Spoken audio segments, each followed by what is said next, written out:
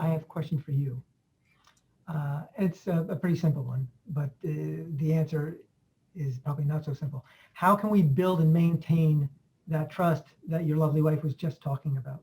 Hmm. In some ways, building trust and maintaining trust is actually quite simple. And it's a kind of a thing that's so simple, it's easy to miss. Like sometimes they say you can't see the forest for the trees. And there was some interesting research about marriage. And in relationship with that, there was a study done a few years ago about the major cause of divorce. It was done in England, and the researchers thought it was going to be extramarital affairs would be the major cause of divorce. But what they actually found was the major cause of divorce was couples growing distant. So you might question, what does that mean, growing distant? And there's actually a great body of research on marriage by the Gottman Institute. And they found that successful couples have a unique quality in which they turn toward each other. They turn toward what they call bids for connection. And they found that a bid for connection can be something as small as I might say, oh, there's a robin out there on the tree. Who cares? Yeah. So that would be turning away from a bid for connection. But a bid for connection could be just as small as, oh, I just read this interesting thing in the Bhagavatam today. And your spouse might say, oh, really? Tell me about it. Or it could be as small as maybe just a smile, and your spouse smiles back. It could be your spouse asks for a little bit of advice, and you give them some advice. Maybe you help them solve a problem. You tell them a joke, and they laugh.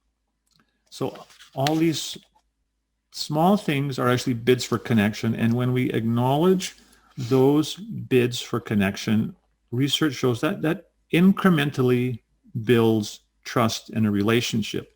And the research showed that when couples turn toward each other, 86% or more of the times the other partner makes some little bid for connection, that marriage will be successful and happy. And they also found if the partners are turning toward each other when they make those bids for connection, 36% of the time or less, they're headed for divorce. And they could predict, this organization could observe a couple for 5 minutes and predict with 90% accuracy where that marriage would be within 5 years based on their behaviors. So this is something actually very small and very simple, but very, very important that we learn to be concerned about each other's worlds, each other's feelings, each other's observations, each other's requests, and all those little small bids for connection, when they're acknowledged, they give us the sense that my spouse is always there for me. So that trust, it's, maybe I'm paying for all the bills, and maybe I trust every year my birthday, I'm going to get a chocolate cake. And we might have some trust in those big things, but it's really those small little daily interactions that in the bigger picture are very, very important. So again, those small things, they add up to something very great. And so to maintain and build trust, it's very important that we cultivate that. And what happens when we don't, if she says something, I go, meh. Or if, she wants to tell me something and I'm, yeah, just looking on my phone, that's turning away. And when there's an accumulation of that phenomena where we turn away from each other, then what happens is that feeling of disconnect. As the feeling of disconnect grows, resentment comes in. We feel my partner doesn't care for me. Resentment is sometimes compared to acid. If you spill acid on anything, Mother Jimoni used to live here. I helped her move some batteries from one house to another, these big solar batteries. I got some acid on my jeans. Half the jeans were gone the next day. Shorts, Prabhu, shorts. So that kind of, those turning away, it can become like an acid, which can gradually erode our relationship. And so as it erodes, we feel disconnect. The disconnect amplifies. We feel resentment, again, like acid. And then from the resentment comes contempt. And contempt is a major precursor to divorce. So this is something, I mean, it's actually very, very small. Just observe your spouse and see when they're making some little bid for connection. They're asking you to sit beside them. They're asking you to read with them. They're telling a little joke. They want you to look at something. And you may not be able to acknowledge every bid for connection. Sometimes I'm in the office and Utima's in the kitchen and she's trying to ask me some question. I can't hear through the wall. So I'm not responding. I don't bother yelling through the wall. I just ignore it. I thought you were just being deaf. I didn't know you were ignoring me. Or sometimes it's hard to tell a bid for connection. Like women have this characteristic and nature where they develop something called techno rage. When women, you might notice women trying to figure something on a computer and they get extremely frustrated and irritated. And so we work in the same office room and I hear on a computer and sometimes she's like grumbling, mumbling. And I actually can't tell if it's a bid for connection or she wants me to help or she's just grumbling. And for me, that's frustrating. So sometimes I'll just ask her, well, if you want some help with that, can you just make it clear? Otherwise, can you just zip your lip and let me concentrate on my work? That works for us. So be clear on what a bid for attention is, what it looks like, how to negotiate. And again, you won't be able to meet every single bid for connection that your spouse makes, but the majority, at least 80%, 86%, you want to acknowledge and at least acknowledge. Sometimes you might reject in a nice way. No, I'm sorry, I can't help you right at this moment. It's kind of inconvenient for me. I have something important I have to do. At least there's some dialogue there. There's some connection. There's some interaction. But if you just totally ignore it, that is very painful. That's very damaging.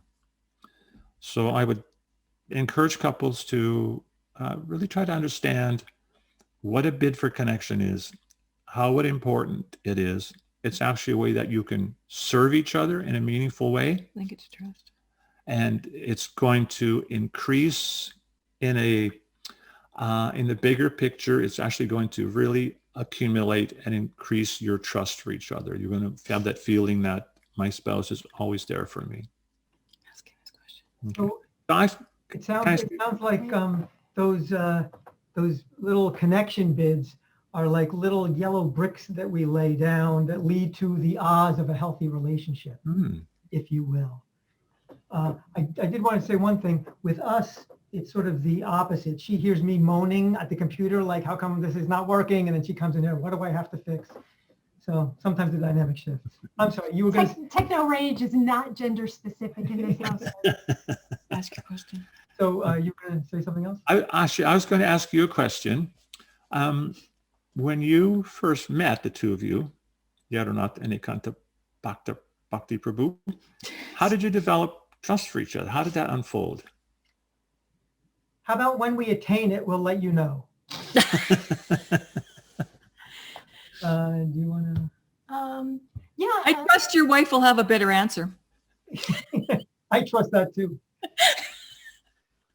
Well, I have to say, trust was a very, very difficult thing for me because of exactly what Chintamani was speaking about, like various things that I came from where trust was really, really hard. And I realized at some point that trusting Yadhunatha didn't mean that he was never going to hurt me, but that it meant that his intention was not to hurt me. That I trusted that. And that was a really big change for me. But I'll tell you one practical thing or one actual event that happened. I have real problems with people who are late. Not kind of general problems, but like with a spouse. And so he had never been late, like, when we were seeing each other. And there was one time where he was supposed to come to my office and he wasn't there. And he wasn't there. And I was starting to get anxious. I was starting to get worried. Wasn't there. An hour later, there's a knock on the door. And I'm thinking something horrible has happened. I opened the door and he was on his knees in front of me, he was really there, like with pleading, because he knew that that was a thing for me, and he had just allowed himself to run late, and he didn't call or anything. He was never late again. Yeah. So Thank you for sharing that. Yeah. I think it's a lot of what you have been saying, like what Brew was just talking about. Like I tend to look at it like just take a risk. Like in what I do, there's a lot of trust. I actually teach workshops dealing with trust and stuff like that. And I always encourage people you don't have to dive in. Just put your toe in to get the feel of what it's like, and take a small step and see what happens. And if it works out, then that gives some confidence to move forward another step. And step by step, and then what happens is what happens naturally is that there's a gradual increase in what you're willing to risk. Mm. And the more that's satisfied, and this is, I'm saying it abstractly, but also specifically in our relationship, this is what happened. It's like, wow, that worked out too. So it sort of builds incrementally like that until one day it's almost like, I guess I trust you, that seems to have worked for us. And you notice you have that secure, safe feeling. Right. Yeah. Yes. Yeah, because I'm not relinquishing control. And I don't think that you guys are encouraging people to let go of that control, especially in the beginning, because you don't know. Mm-mm. You're foolish to. Right. But another aspect of it is, I feel like if I reveal something of myself, then the other person, in this case you, feel like, okay, I can reveal a little bit of myself. And this sort of, slow motion ping pong game that we play builds the trust between us. Mm-hmm. And if something's a little off, don't try to pretend that didn't happen. That's got to be acknowledged and recognized. And I think that I'm glad you brought up that example, because I think when that thing was off, you acknowledged it and recognized it, but also were open enough to take in my bid for connection. Mm-hmm. Yeah. And found it to be sincere and connected. So like, we have to be on our game and be sharp about it. Like, yeah, like somebody said, like, we don't relinquish our intelligence, right? Mm-hmm. We make these choices by our intelligence, I think. Thank you. Run a background check. Thank you. That was a nice explanation of another graphic song. Take a Walk on the Wild Side. Lou Reed. Okay. You're really getting close to his heart today, I have to say. All right. Thank you both very much. Thank you for asking. You will.